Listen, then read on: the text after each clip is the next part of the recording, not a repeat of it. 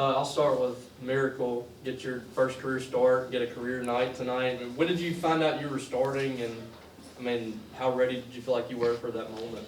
I feel like I was ready from the beginning. I was just prepared because of the practice and the work we've been putting in, and giving credit to my team for helping me get ready and just being there for me. Dan.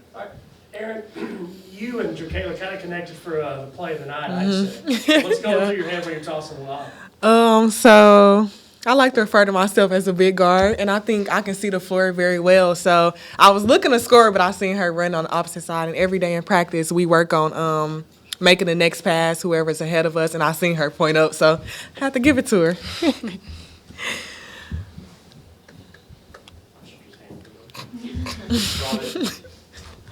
Aaron, y'all kind of struggled in the first half offensively a little bit, but right out of the locker room, going on 16-0 run, and you and Jess were kind of the catalyst in that. I mean, what was the message at halftime, and how important did you feel like it was to attack on the inside?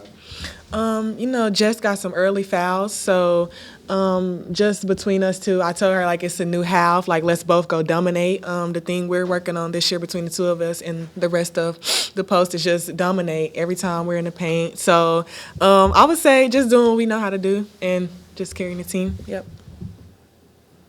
Aaron, I was going to ask you, I mean, you're 3 games in now to your Bulldog career. You've had a pretty good stretch so far. I mean, just how much fun are you having so far wearing that maroon and white? It's so fun playing with my teammates. I think we're all so good. The bench is good. Everybody good. It could be anybody's night. Like, first it was Jacayla, then Debrisha, and then I think today a lot of players did very good today. So all of us put in the work. So when our number get called, we just go out there and do what we do. After Jacksonville State made like a push in the late second quarter to bring the game within 8, how did you guys kind of regroup and the coaches prepare y'all to go on that run in the third quarter and the fourth quarter to really take this game? Go ahead, Dee. Well, we have a motto, and our quote for the year and our word that we fall back to is the word one, and that's just us coming together, being a team, being a fist. And so when they went on their run, they're a good team. We knew that they were going to give us their best fight. So in the locker room, we just said we got to come out, we got to have fun, we got to have energy, and let's just go out there and play as one. Darian, y'all came in there in the fourth quarter. The starters went out, and it seemed like y'all kept your foot on the gas in the fourth, pressing, getting defensive stops, still scoring points. What's kind of y'all's mindset coming off the bench? Because you are giving the team a pretty big lift off the bench as well. Mm-hmm. Well, we have the mindset that the score is always 0-0, regardless of what it actually might be. So us coming in, we just want to take advantage of that, play hard, play together, and just go out there and have fun with one another. We all want to see each other win. We all want to see each other succeed. So honestly, when we go out there, it's just we're playing for each other. Grace. For any of you guys, just first 3 games under your belt, how would you evaluate how this first week went for y'all? No, I just feel like it's just super exciting, and just it's amazing, like, to just see our work put into like our work from practice, how it comes out into the game and everything. So it's just exciting. Yeah, I would say we do so many good things, like you could see it. So and it's only been week 1, so I'm really excited to see where we're going to be down the line. But we continue to play one game at a time. Totally. Questions? Thank you. Yeah, just first and foremost, thanks for everybody coming out. What a great game. Really proud of my team, but most importantly, we talked about it before the game. There was a thing in life. Sometimes when you fight for something, especially in sports, I tell them all the time, let's make sure this is more than just about us. And then obviously we fought for a great cause that Corey, my assistant, is going to talk more about. But couldn't be more happy to get a home win at such a quick turnaround. Open floor for questions. Robbie? Yeah, we'll start with Coach Corey. I mean, we've seen a lot of these awareness ball games, and this is not something that gets a whole lot of awareness, it seems like. Yep. Can you just walk me through how this came about, and also y'all's story, too?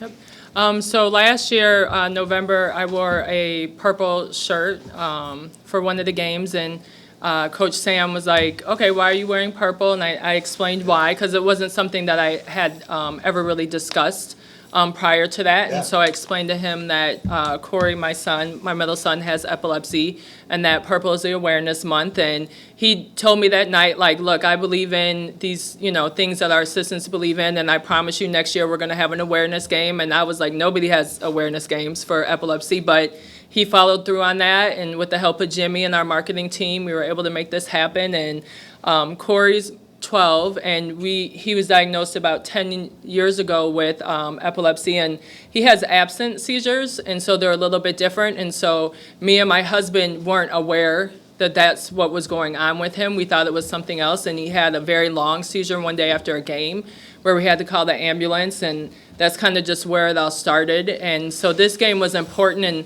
part of the reason why Coach Sam agreed to do it is because there just isn't enough education. And so like in Corey's situation, I'm constantly having to educate his teachers and people that are around him of his symptoms, and when he has seizures, just, to help protect him. And so kind of the thought of tonight was just to make everybody aware, because sometimes we can turn around and find out, oh, this person, has epilepsy and we didn't even know, because there is kind of a stigma on it. So I'm just really excited with the amount of people that came today and wore purple, and just having this platform, to be able to speak on it. And, Corey is a student in the state of Mississippi, so one thing that I'm kind of helping the foundation with is passing a seizure safety bill in Mississippi, which would help all students who have epilepsy just with the education in the school setting. Jenner. Corey, not to put you on the spot, but, obviously everybody's really excited to have you here today. Can you talk about just what this game meant to you and to see everybody kind of come together for this cause? Were you excited? Yeah, I was excited. That's okay. I don't know what to say. No, it's okay. You were excited. Did you feel happy when you saw the players wearing purple? Yeah, Yeah, and a little nervous maybe? yes. Okay, you can talk about that. I was very nervous. Yeah. I think one, two, too, Corey, because we have obviously a platform here too, but like you even educated me with the lights. Yeah. Right? Like, again, there's so much, this is an awareness game. And even for me, I had no clue. Right? You want to talk a little bit more about how we did the warm-ups and Yes. some more of that So stuff? we adjusted the warm-ups and our typical with some of the lights and the flashing lights that go on, just because there is a percentage of people, and Corey happens to be one of them, where flashing lights can affect seizures. So we did a really good job of actually going through kind of the warm-ups the other day and looking at we took out some of the banner lights, didn't dim all the lights. So I was really proud of our team too, because when we talked about it before, because that affects them. It's not a typical entry. They were like, whatever we got to do so this can take place, they were really excited about that. Yeah, and then for me, it hit home. I told Corey, I'm embarrassed even in my own home. My wife informed me today. She was like, one of my sisters has epilepsy. And I was like, oh, my God. Like, and again, it's a platform to talk about it. There's nothing to be shameful about it or anything. We were excited to celebrate a great day for a great kid, but then also other kids or people that might have it out there. So, again, just to have the win and what this day stood was an absolute statement.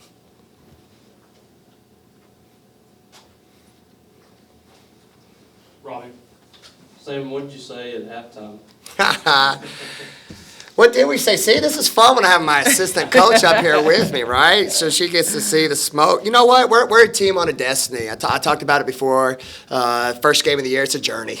It's not going to be pretty. We need to play. We need to go through some stuff. I thought today was a game. I don't get caught up in the way the game was called. I explained to my team it didn't go our way, especially for Jessica. So let's come out and have a mindset. I think we got kind of thrown off, me included. That's why I'm fortunate to have great assistants. Gabe even came up and told me, he was like, hey, calm down, Sam, but I was not happy. All right. So we all regrouped, and then we came out, and then we were the team that we trained to be. No distractions, one team, one focus. Start on the defensive end, stop, score, stop mentality. I thought we did that tonight. Definitely. Corey, it seemed like there was an emphasis getting the ball in the paint too, 50 points in the paint, and really dominated down there, especially Aaron and Jessica in the second half. And how did you feel about how y'all took care of business in the paint today? I mean, I thought we did a great job, and I think what Coach Sam said to them at halftime, our posts really bought into taking their time, getting good position, finishing strong, and our guards did a good job of recognizing, where their switches were and their mismatches were. So overall, I thought that was part of our game plan. I thought we executed it well. Tanner. Coaches, you guys have tried a lot of different lineups for these first kind of 3 games. Now, 3 in, are you starting to see kind of what works best, what may not work, and what are some of those? Yeah, I think what our fans should be excited about is no matter who we play, obviously that was a smaller lineup, that we can go small ball and we can match up. Then we've got a pressing lineup. I can't give enough credit to Goni. I think we've seen now 2 games when she gets in and she starts us off on the defensive end, how we become a different team. And then outside of that, we're still learning to become a team because I would be wrong if we didn't give Ramani Parker a shout out. All right, obviously we talked about the minutes that we're losing from her. We're still a little under the weather because that's a kid who's a fighter. She's 10 minutes a game. She was 5.5 rebounds per game starting off the year. But I told them outside of what she did statistically, you know who she was for us? She was a great person. All right. So for those 10 minutes, she was always a kid on the bench that was happy for others. So I asked our team who will take on what we're going to lose for her, and most importantly, let's make sure we play not only for Corey but for Ramani too, because obviously we're heartbroken that what happened the other night. Grace in the back. Just speaking of Ramani, do you have any specific update kind of on the she's doing? Yeah, not yet. Tomorrow we hope to have an answer. So we're praying for the best news. So I would ask everybody else to pray for the same. Awesome. And then, 5 players, I believe, in double digits today. Just how were they able to spread the wealth, it seems? Yeah, I mean, me and Corey talked about it, and the rest of the staff. I mean, when we went out recruiting and putting this team together, our whole mission from day one is one special team, and we keep saying it. I'm just praying that our fan base, our parents, and our players will buy into it. I think they're starting to, because again, sometimes in sports we get so caught up in one person has to bring all the weight. No, you don't. I've been doing this for 20 years. The best teams I've ever been a part of, and I've been a part of 2 Final Fours, is a team that night in and night out, different players can step up, but most importantly, be happy for each other. And I think we're starting to get that, and boy, we're going to need it with the schedule we got coming up over the next 10 games. Coach Sam, Jacayla Jordan comes out in the first quarter and just scores 6 or 8 points early on. How does she continue to provide a big role early in the game and set the tone kind of for this team? Yeah, I call her Miss November. All right, I said it, man. We had a great film session the other day. First game, she was on pace for a 40-piece. Second game, I thought she pressed a little bit. She started going back to just going to get hers. She didn't allow the game, right? We watched it in film with her. And then tonight, she sees the right opportunities at the right time. So could not be more happy about the way she played tonight. Turned to Miracle today to lead you at point guard. Yeah. What went into that decision? That was a coach's decision. And then obviously LP's our point guard, but for Miracle to step into today's game in a starting role, again, I talk about both of them. I'm blessed. Most coaching staffs and most programs don't only have 1 point guard. I actually have 2. Right? And Corey's actually in charge of our point guards, and she's done a heck of a job. So for both of them to be ready for whoever's name and number is called, we're very fortunate. She winds up going 6 for 6 from the line tonight. Yeah. Along with that, you guys really got to the line well as a whole. I think Nate said you guys were 21 of 24. Man, let's give a shout out to Nate. Yeah. Is Nate not the best? All right, everybody clap it up for Nate. All right, new SID. This is like, he's unbelievable. The guy's on fire. When you get against a team like that where there are a lot of fouls talking the first half, how big of a focus does that have to be? It was huge. I mean, Corey did a great job. I actually had situations, if you watched our bench, again, this is who I am as a coach. It's not just my voice. I got great coaches. I got coaches who have aspirations to be head coaches, and hopefully people give them opportunity. Corey was in the huddles talking about those moments. Hey, guys, we're in the bonus. Let's keep attacking. Our players do a great job of listening to our staff because they respect them, so a shout-out for them following the game plan at those moments. Robbie.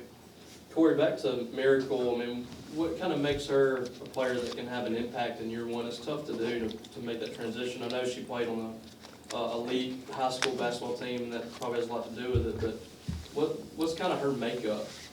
I think one thing for sure is that she did play at Mount Verde, and it's really like a prep school for college from that perspective. So she came in already prepared for kind of our setup. But Miracle is just an extremely hard worker. She's a very committed student athlete, and so the time that she puts in extra just shows. And one thing that Coach Sam says all the time, like, she's everywhere.